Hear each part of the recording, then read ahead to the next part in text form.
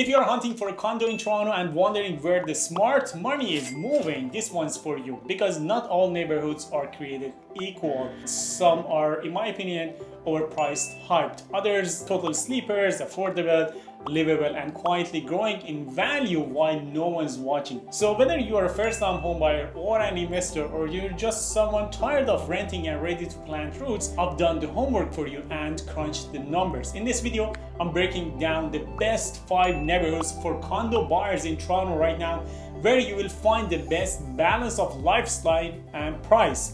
And trust me, once you hear number 3 and number 1, you're going to want to scroll straight to the realtor.ca website. But before we go through the list, in order to support us to make more contents like this for you, make sure to subscribe to my channel. Also, if you need to book a consultation meeting with me, you can use the link down below. All right, let's start. Number 5 in my list is Liberty Village, a buzzy western neighborhood where urban energy meets community cool.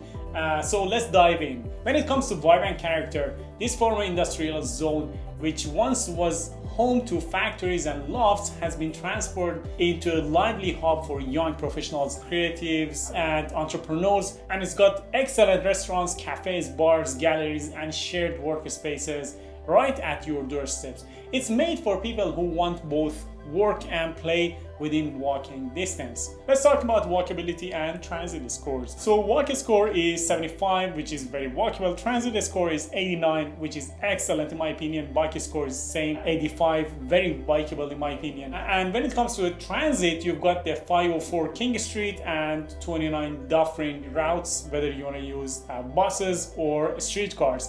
Plus, Exhibition GO station is minutes away, and by 2026, hopefully, the future King Liberty GO station will improve your regional access even further. Major roads like Gardiner Expressway and Lakeshore are also close as well. Let's talk about the average condo prices and rents. So for buyers, 1-bedroom resale condos ranging from $495,000 to $630,000.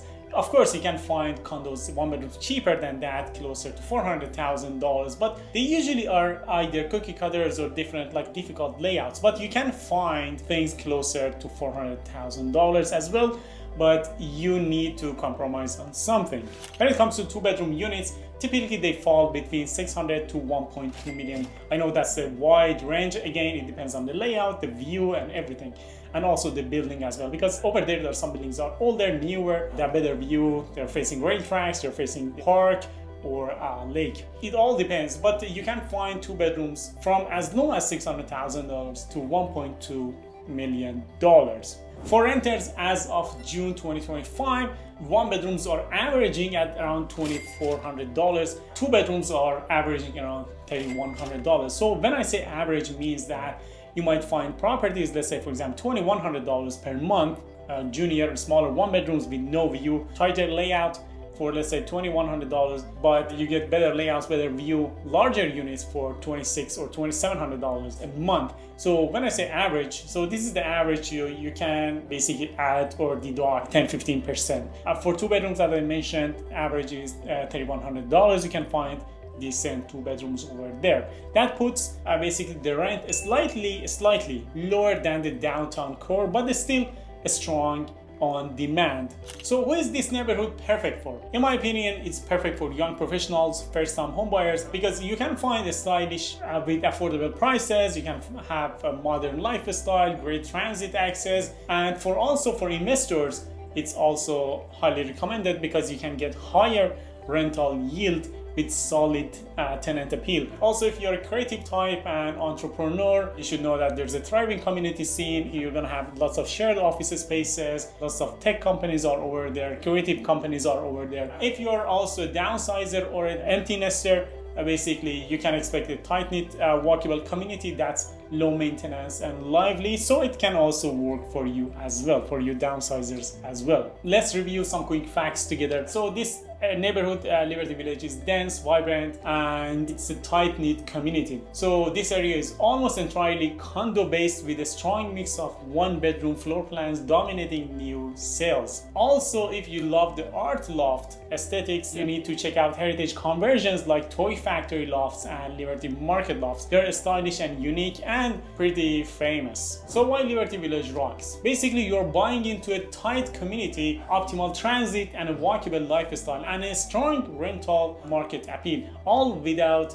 downtown core prices. Plus, with the upcoming smart track station and ongoing local growth, it's a neighborhood on the rise, in my opinion. So that was the Liberty Village, a modern, connected, creative neighborhood that keeps delivering. If you have more questions about Liberty Village, you can let me know in the comments down below, or reach me out through the link in the description. Let's go to the next neighborhood. Number 4 in our list is Mimico. So why Mimico ranks number 4 in our list? It's because Mimico is a lakeside treasure that's quietly becoming one of Toronto's most attractive condo neighborhoods. Think waterfront living, fast rising condo stock, and a tight-knit community. So let's break it down. Let's start with vibe and community. Mimico was a standalone town until about 1970, and now it's a charming waterfront pocket within Toronto. It's along Lake Ontario and Humber Bay. Today, Mimico is a residential haven with 2 main commercial strips on Royal York and Lake Shore. It is home to delis, cafes, and lakefront strolls. Families and locals love it. 57% call it family friendly, 71% say it's walkable and transit accessible, and most agree it's a safe and community oriented neighborhood. When it comes to walkability and transit, the walk score over there is 62, which you can do some errands on foot, but generally you need to use some sort of transit, either it's a car or public transit.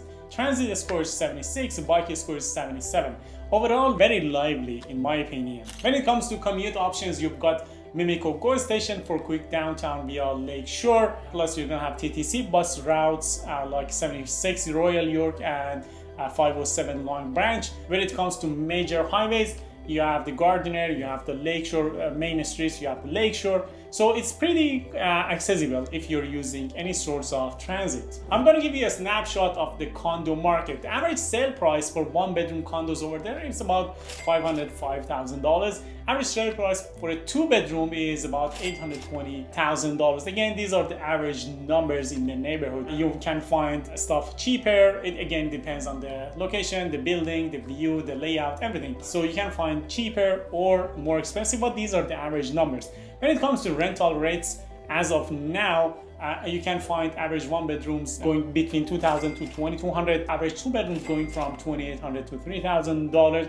So it's pretty slightly more affordable than downtown prices. So who it suits best? In my opinion, downsizers and families would find this neighborhood very basically likable because it has waterfront parks, it has big 2-bedrooms, apartments. If you're a downsizer or if you're a family of 3 or maybe 4, it has lots of green spaces and it has community vibe. If you're a first-time home buyer, this would also work for you because condo entry prices also still a bit under downtown prices, so it's still more affordable than downtown and downtown core.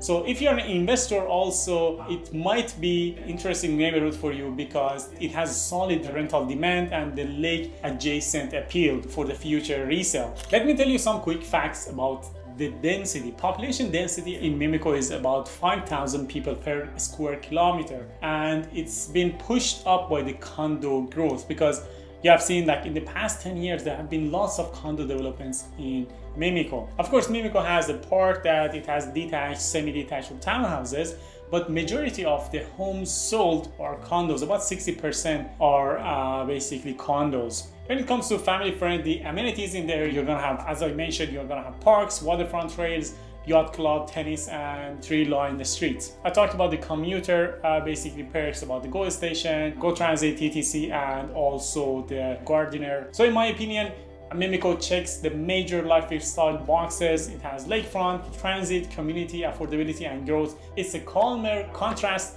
to downtown's buzz, yet it is still efficiently connected to downtown and all the jobs and schools and basically actions that's happening in Canada's largest city. So in my opinion, with a strong condo growth and consistent demand, Mimico is a practical and inviting pick for investors or first-time home buyers. Let's go to number 3, entertainment district. So why is entertainment district number 3 in my list? Let's dive into this. Our number 3 pick and the beating heart of downtown living is entertainment district. If you crave culture, nightlife, and walk everywhere convenience, this is your zone, and here's why. Let's start with vibe and character. This vibrant neighborhood by name and nature is home to theaters, festivals, concerts, and some of the Toronto's hottest restaurants and bars that you can find. And if you're living there, you're literally surrounded by Mirage Theatre, TIFF, CN Tower, Ripley Aquarium. Plus, you're gonna have a buzzing nightlife on King Street West. It's an energetic neighborhood, it's walkable and very creative.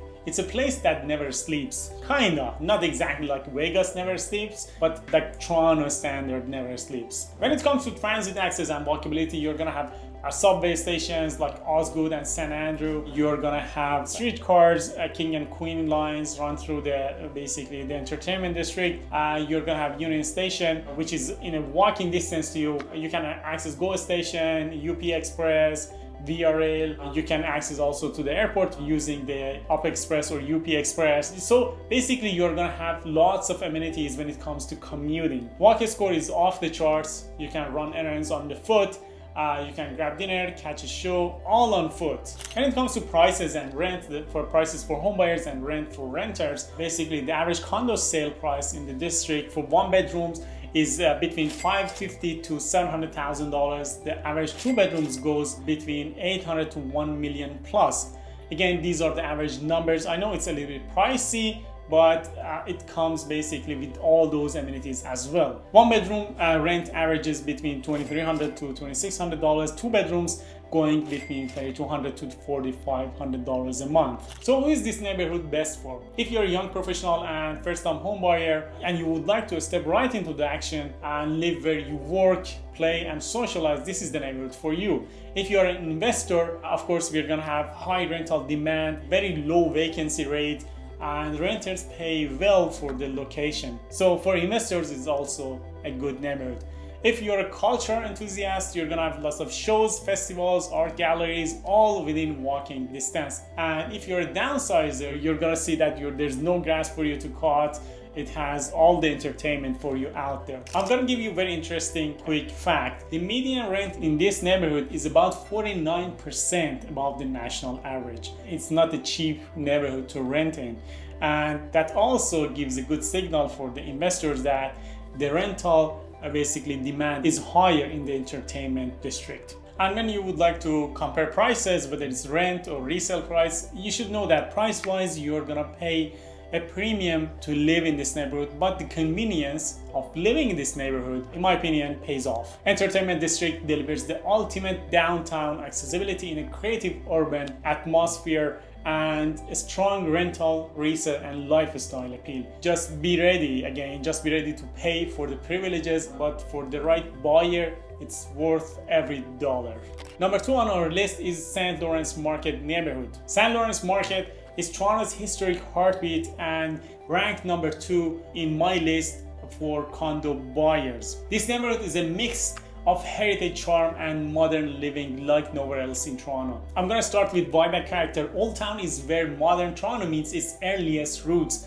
As early as 1700s, with the streets laid out in 1700s. We're gonna find some buildings that are from 18th and 19th century and they have been preserved till now. Old Town at its core has the St. Lawrence Market, which is a world famous market. It's a home to over 200 vendors and named one of the best food markets in the world by National Geographic. You can also add in David Crombie Park, cozy cafes, outdoor events and festivals. So you've got an area that feels historical, but it's also lively and totally current. And when we look at the walkability and transit, you're going to see that the walk score is 99. It's crazy, off the charts. Transit score is 100, bike score is 98. So this is downtown living perfection. So you're going to have streetcars along King Street and Queen Street. You're going to have quick walks to Union Station for subway, Go, Via Rail, and UP Express, and you literally don't need a car if you also work in the same neighborhood as well. Let's review average condo prices and rents. You can find 1 bedroom condos between 550 to 650. Of course, there's always higher and lower than these numbers, but these are averages, what you most commonly find in the area. When it comes to 2 bedrooms, you're gonna find decent 2 bedrooms between 900,000 to 1.1 million. Again, average. You can find 2 bedrooms for cheaper, close to $700,000. I've seen 2 bedrooms closer to $700,000 as well. But again, if you're looking at decent options, these are the numbers. Rental fees for 1 bedroom is between $2,300 to $2,700. For 2 bedrooms, you're gonna find 2 bedrooms around $3,200 to $3,800. The rental is strong and the demand is stable. So who is this neighborhood ideal for? For foodie couples and culture lovers, you're gonna be steps away from St. Lawrence markets, cafes, and heritage and festivals. If you're young professionals, you're gonna have amazing transit, walk to work lifestyle, and downtown energy. If you're investors, you're gonna have high rental demands and a solid return in a world-class location. If you're a downsizer, also you're gonna have heritage charm but low maintenance condo life. In this neighborhood, there are also some heritage lofts from pre-Confederation days. For example, one of them is called St. Lawrence Loft. It's at 81A Front Street West. You're gonna have other popular buildings like 158 Front Street, which has like 98 walk score and transit score of 100. You're gonna have new builds like 75 on the Esplanade, and for example, L Tower, Backstage Condos, and the Berkshire. So overall, St. Lawrence Market is number 2 on my list because basically it offers a rare mix of history, convenience, culture, and investment upside. In my opinion, you get premium lifestyle and transit with solid value right in downtown Toronto's core. That's Old Town, everybody. Let's go to number 1 on our list. Number 1, numero uno, or شماره یک. This is my top pick when it comes to Toronto condo living. Fashion District. If you have been searching for number 1 hotspot for condo buyers in Toronto, look no further than the Fashion District. It's a downtown gem where history, culture, and convenience collide. It has everything together. Fashion District is located between Bathurst and Spadina from Front up to Queen. This neighborhood has been reborn as a vibrant mix of heritage lofts, basically sleek new towers, trendy bars, and creative studios. It still retains that neighborhood chic charm. Today, it's one of the most walkable, bikeable, and transit-ready neighborhoods in Canada. Walk score is 97, transit score is 100, and bike score is 99. It's perfect for the urban explorer. So for example, if you want to be close to the festivals, restaurants, galleries, and events, it has everything in this neighborhood. When it comes to transit, you've got Queen and King streetcar lines, the Spadina streetcar, and access to Union Station within a 5 to 10 minutes walk. Whether you're headed downtown or you're going out to suburbs using Go Station, you're covered. So average prices are as below. For a 1 bedroom, you're looking at roughly $550,000 to $650,000. Again, these are the average. This is basically the most common type of 1 bedrooms that you can find in the neighborhood. You might find something sub $500,000, smaller 1 bedrooms, junior 1 beds. Again, it depends on the location, view, and everything, the building itself. When it comes to 2 bedrooms, typically they're going between $800,000 to $950,000, but you can find nice units under $800,000 once in a while as well. If you compare this to other downtown options, you're paying for location, lifestyle, and built-in community. So who is this neighborhood great for? In my opinion, this neighborhood is a Swiss Army knife of condo markets. It's great for first-time home buyers. It has entry-level lofts, 1 bedrooms, and studios. You can enter to the market easily with sub $600,000. If you're a young professional, the lifestyle, cafes, gym, nightlife, and short commutes can't be beaten. If you're an investor also, you're gonna have high rental demand and very low vacancy. Rents are currently for 1 bedrooms around $2,400 and for 2 bedrooms around $3,500. These are the average numbers. I've had also clients in this neighborhood who were empty nesters or downsizers. So if you're a downsizer, you want to be in the heart of action, this is your move. Median household income is approximately $110,000 per year, which is higher than much of Toronto, and between 49 to 70% of the units are owner occupied. Again, it depends on the block and the building. So basically you're gonna have a mix of renters and owners, keeping things balanced. So in Fashion District, you are gonna get downtown energy, instant transit, and heritage vibes, all in a place that's still relatively reachable and affordable price-wise for many buyers. So So that's the fashion district, everyone. Comment down below if you have any questions, or if you would like to have a meeting with me, you can reach me using the link down in the description as well. See you next time.